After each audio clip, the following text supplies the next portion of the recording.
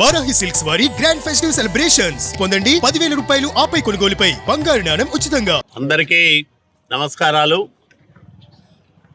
రాష్ట్రంలో కూటమి ప్రభుత్వం ఏర్పాటైన తర్వాత చంద్రబాబు నాయుడు గారి నాయకత్వంలో రహదారులను అభివృద్ధి చేయడానికి, ముఖ్యంగా ఉన్న వాటిని బాగు చేయడానికి, గోతులు పుడ్చడానికి అధిక ప్రాధాన్యం ఇస్తూ ఉన్నాం.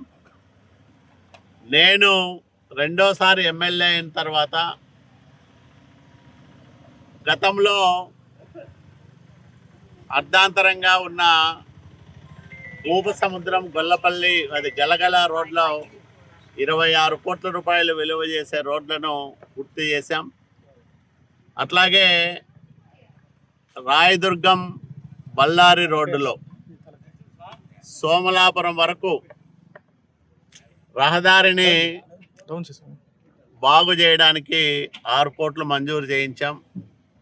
గుండ్లపల్లి బళ్ళారి రోడ్డుకు మరో 6 కోట్లు మంజూరు చేయించాం. అట్లాగే రాయదుర్గం కనేకల్ రోడ్డుకు 1,80,00,000 రూపాయలు మంజూరు చేయించాం. ఇవే కాకుండా ప్రభుత్వం వచ్చిన వెంటనే గుంతలు పుడ్చడానికి దాదాపు 4 కోట్ల రూపాయలు నిధులు తీసుకొచ్చి రిపేర్లు చేయించాం.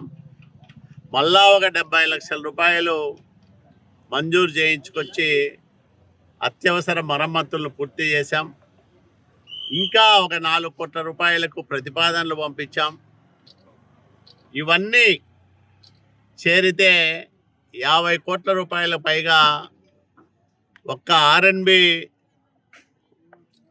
డిపార్ట్మెంట్లోనే ఈ ఏడాదిన్నర కాలంలో పనులు చేయడం కానీ, గతంలో ఆగిపోయిన వాటిని పూర్తి చేసి డబ్బులు ఇప్పించడం కానీ చేశాం. గతంలో 14-19 మధ్యకాలంలో నేను శాసనసభ్యుడు అయ్యే నాటికి రాయదుర్గం నుంచి వెళ్ళే నలుదిక్కులకు వెళ్ళే రోడ్లు ఏ రోడ్డు బాగలేదు.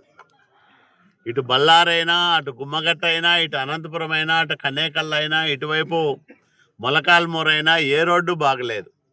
నేను వచ్చిన తర్వాత దాదాపు 250 కోట్ల రూపాయల నిధులు తీసుకొచ్చి 5 సంవత్సరాల కాలంలో ఆర్ఎన్బిలో అనేక రహదారులను విస్తరించాం. ప్రధానంగా పట్టణ రహదారిని విస్తరించాం రాయదుర్గం పట్టణంలో.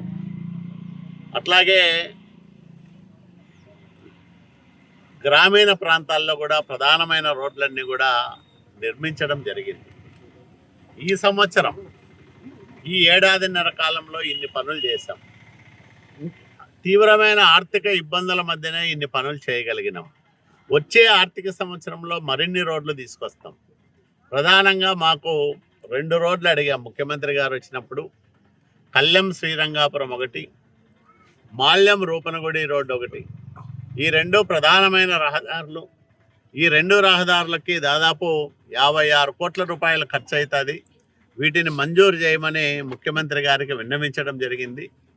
అవి దశల వారీగా వాటిని కూడా తీసుకొచ్చి ఆ రహదారులను విస్తరిస్తే చాలా ఉపయోగకరంగా ఉంటుంది.